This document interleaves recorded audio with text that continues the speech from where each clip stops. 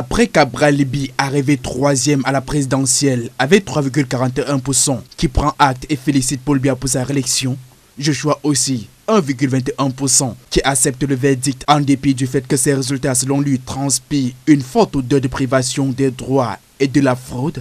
Thomas Ndamjoya, 1,66%, qui rejette solennellement le verdict du Conseil constitutionnel, qui pour elle ne reflète pas la volonté souveraine du peuple camerounais, tout comme Akerimona, qui dénonce une mascarade électorale.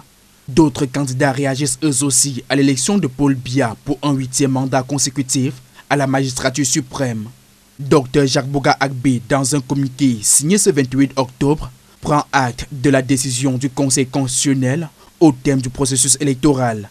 Le candidat du mouvement citoyen national du Cameroun, 10e avec 0,30%, adresse ses félicitations au chef de l'État.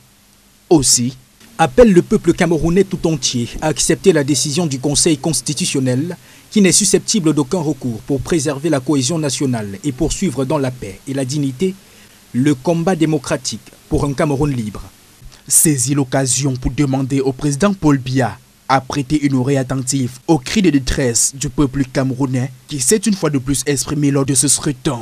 Issa Chiroma Bakare, principal challenger de Paul Biya à cette élection, continue lui à dénoncer des résultats tronqués attribuant une victoire factice au président sortant Paul Biya. Avec un score de 35,19%, le candidat du FSNC crie à un hold-up électoral.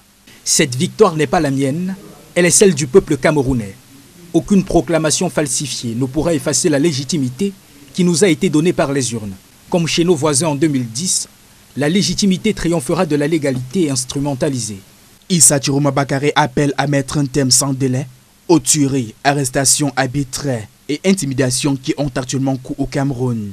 Pendant ce temps, une question continue de tourmenter l'esprit du candidat Ateki Seta Caxton au moment où cette responsabilité historique est à nouveau remise entre les mains du président Paul Biya. Comment célébrer lorsque nous gagnons l'élection sans gagner le cœur du peuple? S'interroge cet autre candidat.